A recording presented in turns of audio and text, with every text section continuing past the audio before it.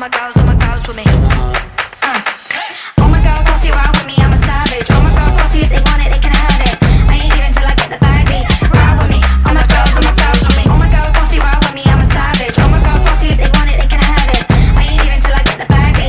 Ride with me. All my girls with me.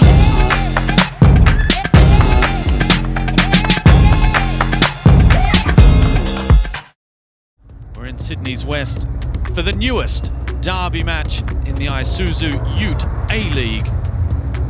And these two sides, two of the three sides left in the competition, still undefeated.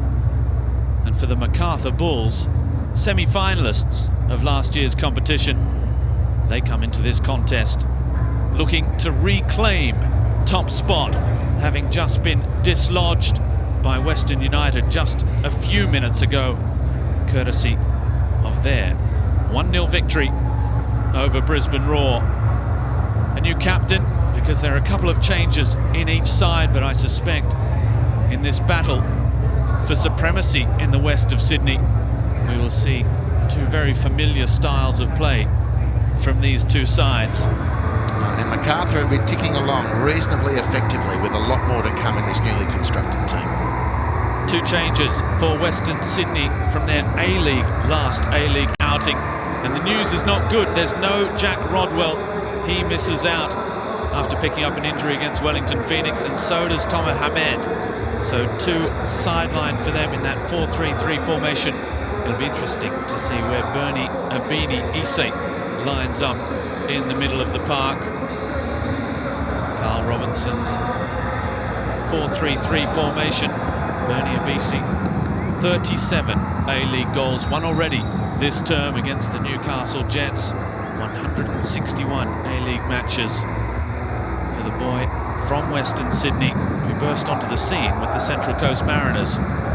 For Macarthur, the other side from the west, two changes there as well, both in force. There's no Alexander Jovanovic, who scored in this fixture last season. He misses out with a groin strain.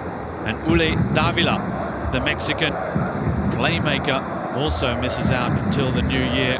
Sticking with the matching 4-3-3 formation, it's Craig Noon that takes the captain's armband.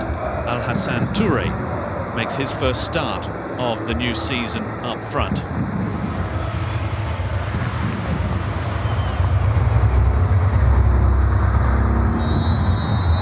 The two best defences in the A-League men's competition go head-to-head, and we'll be hoping, Andy Harper, that both coaches and both sets of players are focusing on scoring some goals. Well, if they're going to win the game, of course, by definition they'll have to do that.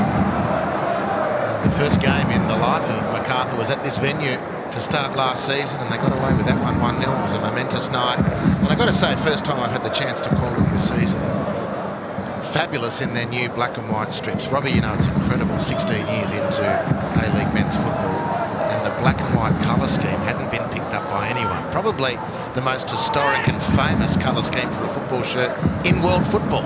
So good on the Bulls for swooping, making it theirs. I think perhaps they might have made a bit more of it, to be honest with you, but it looks brilliant up against the red and blacks here at Combank Stadium. A lot on the line. As far as Ogawa, who's won it back off Shushnya. Now can he break free here? Early cross is a good one for Bernie Abini. And Mariappa is there, he falls. And Bernie Abini from an impossible angle. Thought he'd won a corner. How is that a foul? You can read the lips. It was a good break from Western Sydney. Many goals they haven't conceded, and it is a team game to defend. You've made that point very fairly, I think, Robbie. But in the case of the Wanderers, I'm prepared to say that in the opening rounds, were it not for Rhys Williams, notwithstanding the penalty he gave away, he's been the main reason why the Wanderers have been so stingy in defence. Quite outstanding to start this campaign. We heard his half-time talk there against Newcastle. He was furious with himself. Said it has to be better. It was his worst half since he's been here. Yeah, they were lucky not to be down 4 or 5 by half-time in that game. That's not revising history. That's the way it was. But they showed good steel to come back, and in in the end share the points with Newcastle. In it comes. Nobody attacking it. All black and white shirts to head it away. Antonis back in for the second phase ball. Troisi. Well, he had Petrados outside him. He couldn't drive it back in, and it's another corner. He's been good, Troisi. The outstanding attacking interest on the field. But even then, he looked to rush it. Taken short. Petrados' ball in near post this time. Katrumbas was there, but it's headed away. And now, Traore, fully 40 yards out. Fails to trouble Philippe Curto.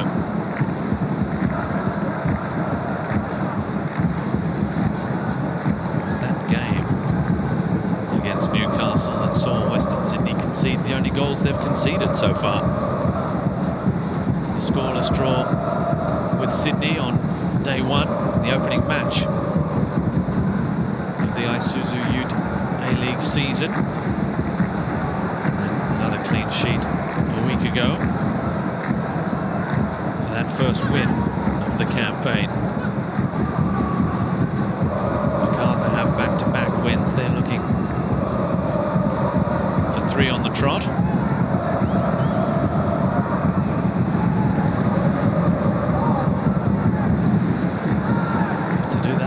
Goal. These two sides both undefeated as Tommy Orr lines it up, and Tommy Orr hits the post. Well, deciding to take matters into his own hand. And that time, Thomas Mejias was beaten. Well, this is a good hit from Tommy Orr, playing as an attacking midfielder at number 10 position. He's got a Butte left foot on him. Slight deflection.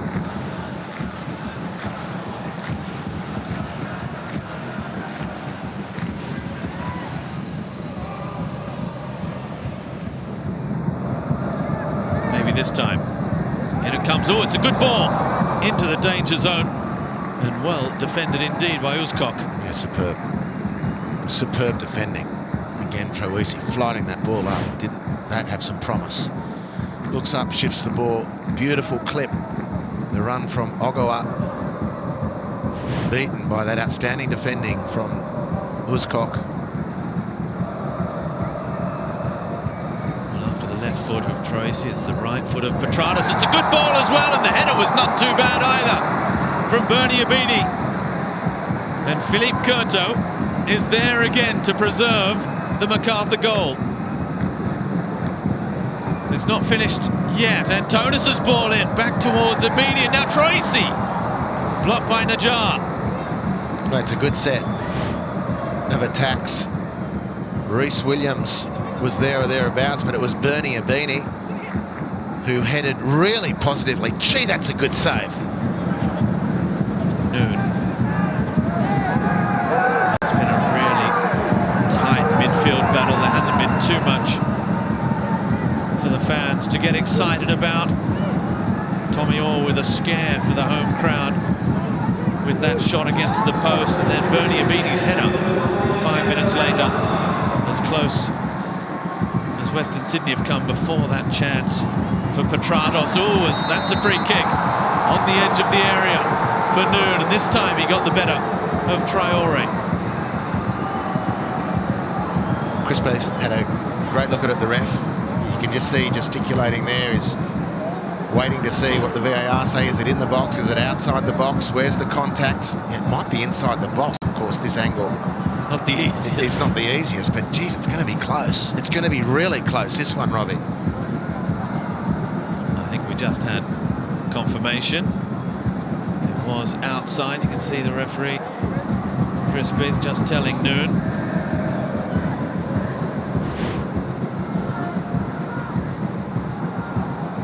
It is close. Very close. I don't even know if that angle's conclusive, to be honest. Need one of those spider cams. Got a spare drone. We'll order one. Yeah. We'll order one for the next match. We also need someone to operate the spider cam. Then you can't just put it up there. Isn't that the spider's job? And it's disappointing delivery from Noon. As disappointing as that one line.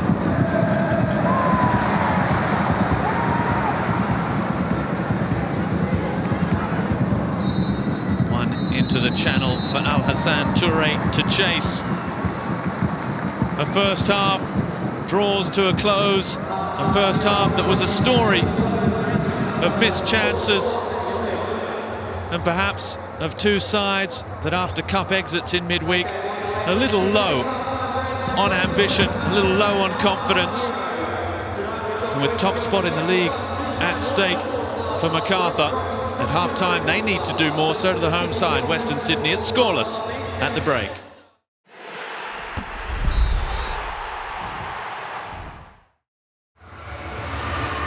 Thanks, Scotty. Well, Carl Robinson asking his players to keep plugging away.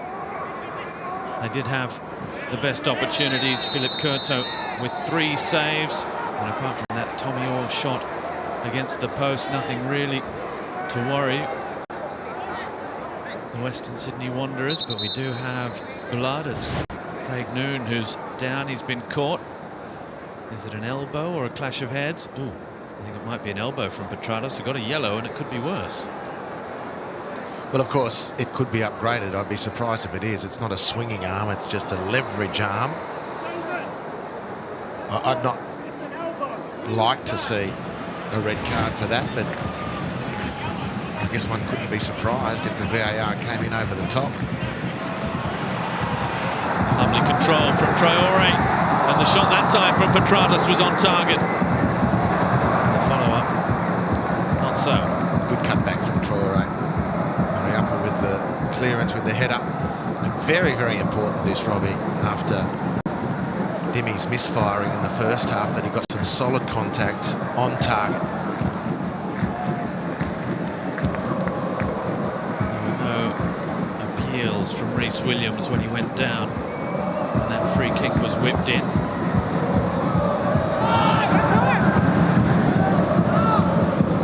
De Silva helping it on for Hassan Toure. It's a clever little pass for Lockie Rose now, who puts it wide, as the flag does go up in the end for offside. You have to play on, though, in that situation, and Lockie Rose was right to play on and perhaps could have scored.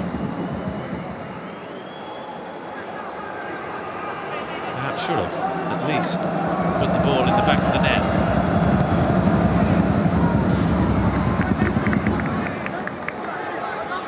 Well, this is the moment. Harvey Norman replay. Lockie Rose hasn't had a lot to do. Couldn't stay on side, but you still want to finish those just for the sake of the practice. And Hassan Toure with a nice ball in behind. Harvey Norman replay, just wide. Yes. Molina, great pace. He's a fantastic athlete, lightning quick. And Turnus. Foul. Troisi takes it quickly. Ogoa. Aquilina. They've got some numbers forward now. The pass is overhit. Oh, Troisi goes stumbling in the area. Had his ankles clipped. Back in towards Abini. It was Noon who looked to just clip the heels of James Troisi. Good spell this, the last 35-40 seconds for Western Sydney. Aquilina again. It was his run that started this little period of pressure down that right-hand side. Troisi with another silky touch. Petratos. Troisi again into the area, beautifully done, and fires across the face of goal.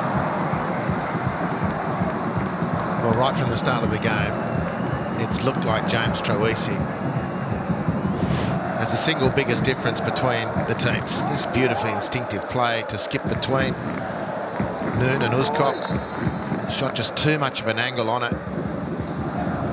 Chris Beath was calling for the ball for a moment there. Liam Rose. Mombwa.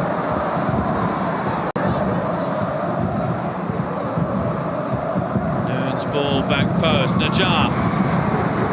And once again, it's Rhys Williams there. It's a disappointing header from Noon Najjar. He's taken up the position on the back post, and it was a good position to take up. Noon's ball finds him. He had plenty of time to measure the header.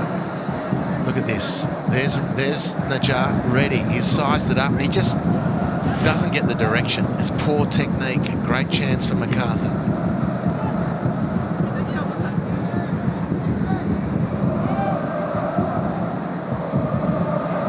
Comes De Silva's cross. Mombois. He's done that well. Finds De Silva again against Troisi. Takes a touch. They're there, and they have their goal. Uscock has fired Macarthur in front against the run of play. We were wondering where the goal was going to come from. I don't think we anticipated it would come from there. Tomislav Uscock.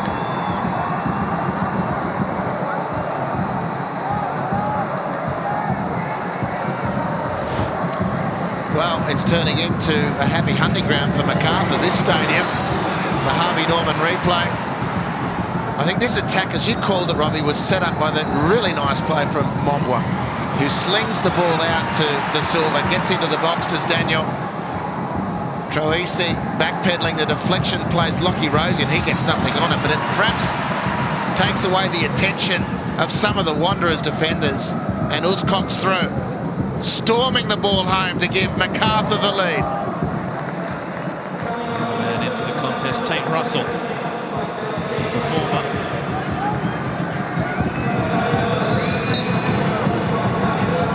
Always Western Sydney Wanderer.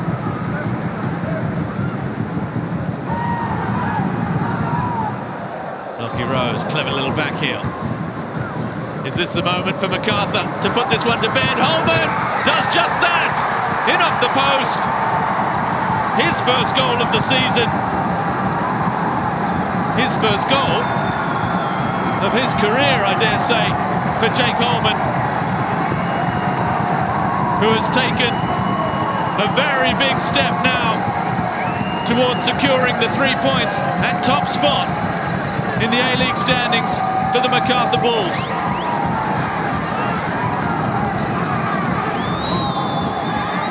Well, brilliant from Lockie Rose with the back heel. Daniel De Silva does really well just to steady the ship under intense pressure. Lovely from Lockie Rose. Tate Russell putting De Silva under pressure and then backing off. That was telling. Not sure how comfortable Jake Holman was on the Harvey Norman replay when he hit it that it was going to go in. He had a wonderful moment just earlier to score. He's such a talent. We're only seeing the early moments of what I think could be a really big career. And this is a really good and big goal in Parramatta at Combank for Macarthur.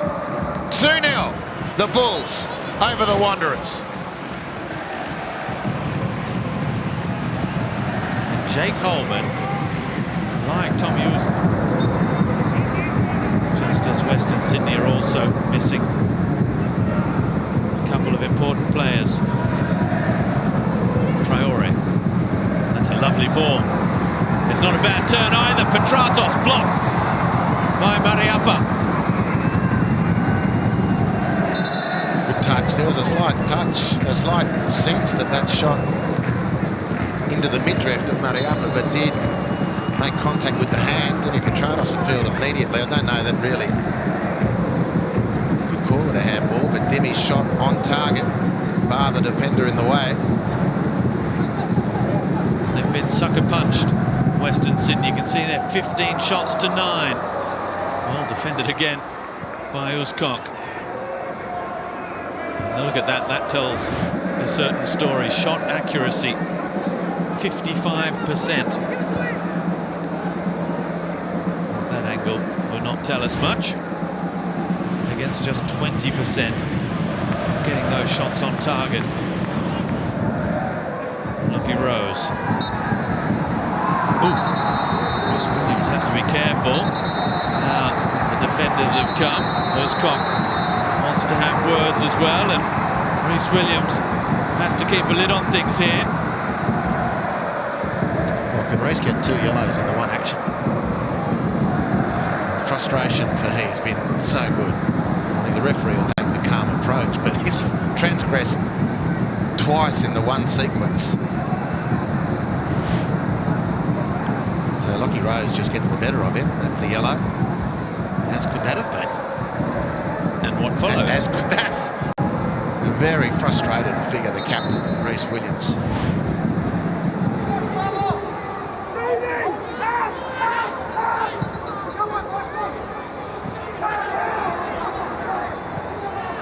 Still 2 minutes left to play. Williams with the glancing header. He is staying forward now, Rhys Williams. Well,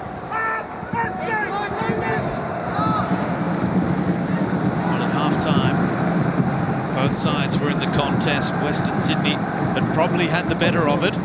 Western Sydney came out looking like they could get something from the contest in the first few minutes of the second half as well, riding on the back of James Troisi, who was everywhere, and then that goal just took all the wind out of their sails, didn't it? Yeah, well, they had, without being electrifying, they had probably the dominant position in the first half, but really, this season of A-League men's football has not got started at all for the Wanderers. They've coughed and spluttered. Somehow they survived the guillotine against the Newcastle Jets. Managed to muscle up and get a point out of that. They've been knocked out of the cup by RP Leichhardt. Massive congratulations to them too. Proud old club. It's great news for them. And couldn't convert, couldn't really force the issue here and fall into 2 goals with no real reply. They are for another 40 seconds or so. 2 of the 3 undefeated sides remaining in the competition, but that's all about to change for Western Sydney. Macarthur now moving back to the top of the A-League standings.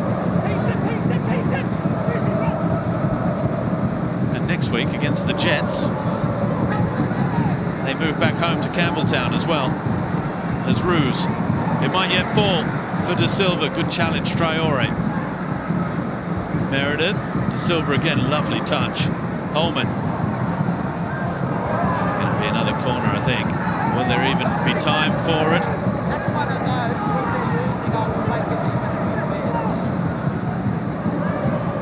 It's the referee we can hear just explaining that they go one way or the other.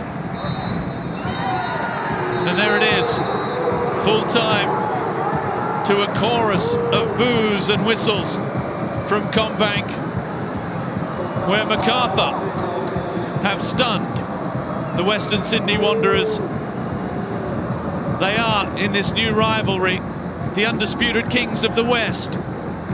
That's 2 wins and a draw in their 3 previous meetings, but most importantly for Ante Milicic, this win, another clean sheet, sees them climb back to the top of the Isuzu Ute A-League standings with a 3rd win from 4 matches.